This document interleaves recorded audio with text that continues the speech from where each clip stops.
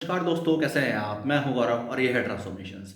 आजकल एक स्कीम के ऊपर काफ़ी बड़ी चर्चा है पॉलिटिकल गलियारे में, जिसको पहले बोला जाता था MG NREGA, that's the Mahatma Gandhi national rural employment guarantee scheme act.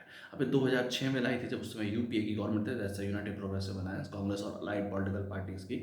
और फिलहाल उसको चेंज करके we ji Ram ji scheme के नाम से कर दिया गया था, विकसित भारत जी राम जी स्कीम। और तो ऐसा कहना है, जो ये नई स्कीम आई है वीबीजी राम जी, इसके अंदर कि 100 से 125 दिन का कंफर्म्ड रोजगार कर दिया जाएगा। सेकेंडली, आपका जो पहले वो जिस भी एरियाज में काम करते थे, उसके अलावा फिलहाल 4 मुख्य एरिया रखे हैं जिनके ऊपर ये सब लोग काम करेंगे। First of all is the water security, second one is the rural infrastructure, third one is the livelihood और fourth is the climate resilience.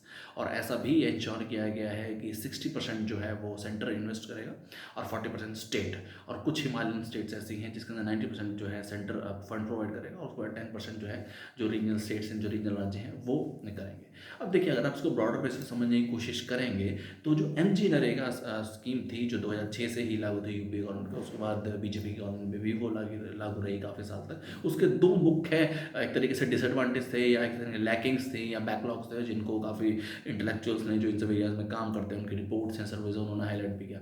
First of all, उस सिस्टम में काफ़ी ज़्यादा लूप होल्स है और करप्शन भी काफ़ी बड़े लेवल तक। वो सब जो फंड प्रोवाइड करती थी सेंटर या कुछ लेवल पे, राज्य स्तर तो पहले थे ही नहीं, तो सेंटर को जो प्रोवाइड किया करते थे, तो उसमें लूप होल्स आते थे और बीच के लोग या ठेकेदार, वो सब लोग खा लिया करते थे, या जो भी ऑफिसर करप्शन थे या जैसे भी थे, वो काफ़ी करप्शन उसमें बड़े लेवल थे, और जो जिन लोगों तक वो पहुँचाना चाहिए था वो नहीं पहुँच पाता था। और सेकेंडली था एक प्रोडक्टिविटी का इशू, कि वो लोग जितने वक्त में जो काम कर रहे हैं उतने में होना चाहिए था। कोई स्किल गैप है कि नहीं है, वो कुछ सीख रहे हैं कि नहीं सीख रहे, या उनकी लाइफ में कुछ इंप्रूवमेंट हुआ कि नहीं हुआ, उनकी लाइवलीहुड की कोई इम्प्रोवाइजेशन लाइफ में हुई कि नहीं हुई, या बस रोज़ एक तरीके का ही काम करना और उसके बाद जैसी कंडीशन कल थी वैसी कंडीशन आ जाए, रोजगार मिल पाए कि नहीं मिल पाए।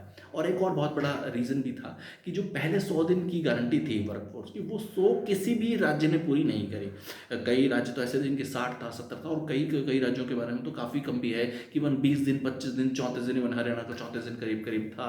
उसके अलावा और भी काफ़ी ऐसे राज्य थे जिनके उनके इस तरीके से कम था। आसाम भी था उसमें जिनमें कम था, भी रिसेंटली रिपोर्ट आई ही थी।